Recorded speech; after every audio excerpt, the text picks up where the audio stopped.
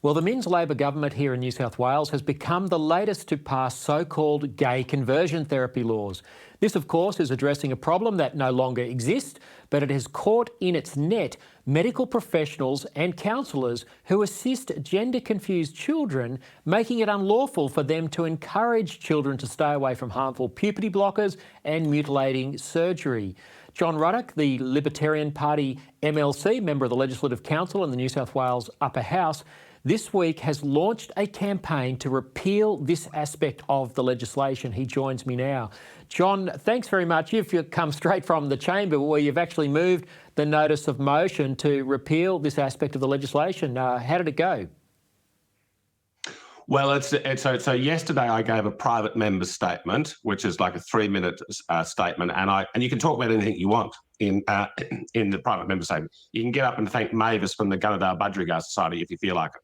But I used those 3 minutes yesterday to launch what I'm calling the repeal campaign, which really we're amending the conversion practices ban bill. We're just removing 2 little words called gender identity. So your point in the introduction is entirely correct. This was dressed up as banning gay conversion therapy.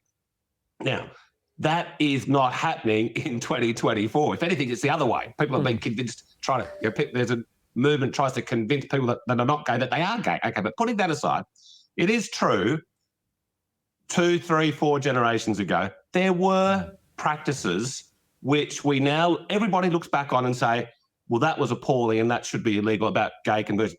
I'm talking about electric shock therapy. I'm talking about stuff in the brain and chemicals and stuff. Okay, now, the law is already in place for that against assault and things like that. Okay, so that is already illegal. But they dressed up this conversion practices ban bill as, it's about preventing, harmful practices being done, trying to convince people that they're not gay. Well, it did say that, but it's mainly about criminalising counselling for troubled kids or adults who think that they just might be transgender, but who want to get some counselling around it. You're not allowed to do that in New South Wales according to this law. So I want to remove this whole process. It's going to take a few months. Well, it could take 6 months. Then we'll bring it to a head. But we just want to remove so that people can seek counselling in New South Wales.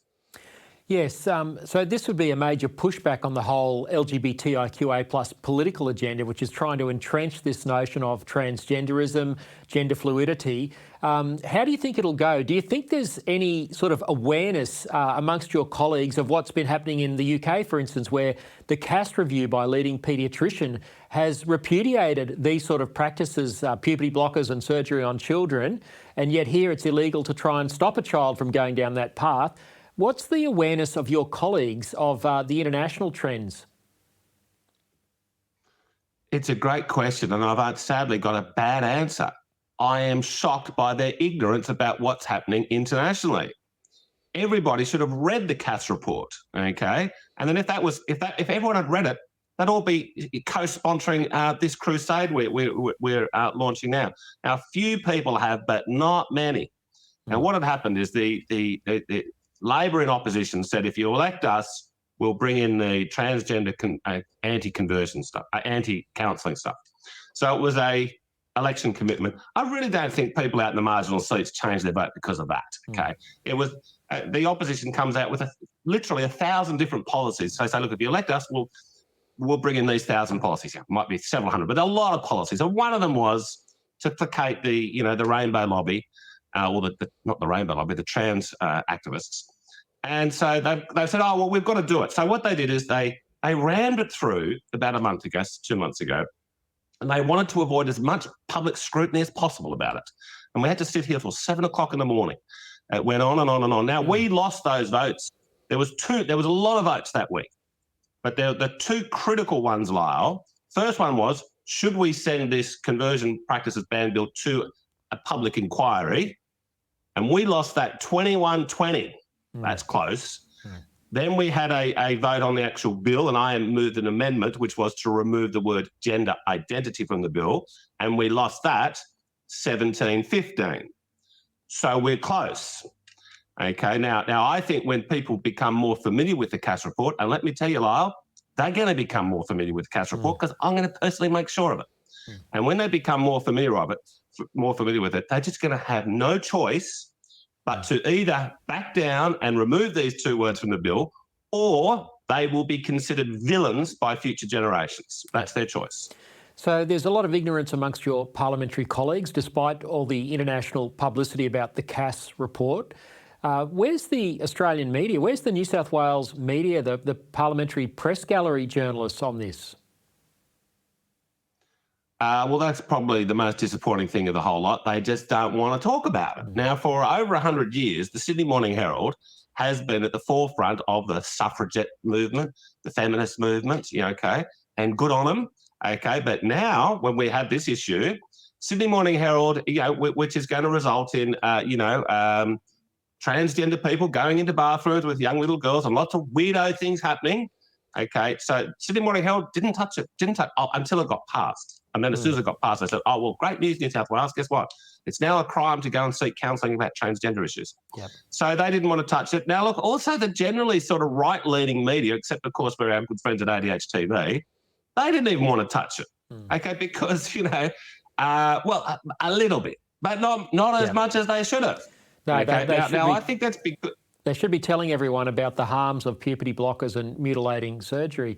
John, where does your campaign go from here? You've given notice of an intent to amend the legislation.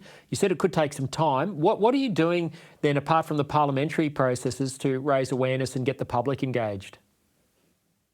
Okay, well, now that I've done the notice of motion, I can bring on a debate whenever I want. Okay, well, when Parliament's sitting on a Wednesday, that's a private member's day.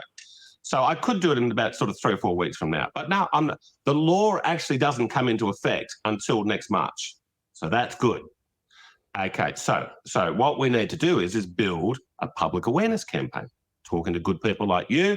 And I want to have some events in the Parliament and invite all the parliamentarians to come along. Now, the events that I've got in mind is, I'd love it if Hillary Cass herself could do a live stream here.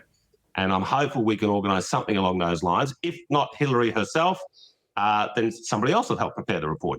She must have had a few deputies help writing it. So there would be Hillary Cass. I want to hear from some detransitioners, people who have gone through this path and then sorely regretted it, and then and they want to tell other people, say, look, please be careful, don't end up like us. And then I'd also like to hear from a very good lawyer, somebody like Rachel Wong or Catherine Deeds, who can walk us through exactly what the legislation that's currently on the books does, because I think it was deliberately ambiguous. Yeah.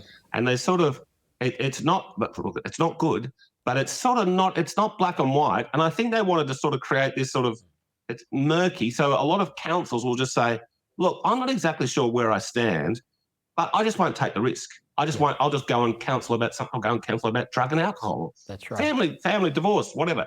But they so that there's a chilling effect that what the law has done. So I want to have a lawyer come up and just sort of walk us through exactly what the law is now and let the public see it. And then, so after we've had a few months of that, and look, the tide is turning in the media, not so much in Australia, but in the United States and Europe. Now, it will come to Australia. And once the media starts talking about it, then I think that Labor will back down. Yep. Well, look, I think the work that you're doing in the Parliament, the work that the people you mentioned, Rachel Wong and Catherine Dees and Kirrily Smith and so many others is crucial. Yes. We're going to keep following this really closely here at ADHTV, and I'll take a personal interest.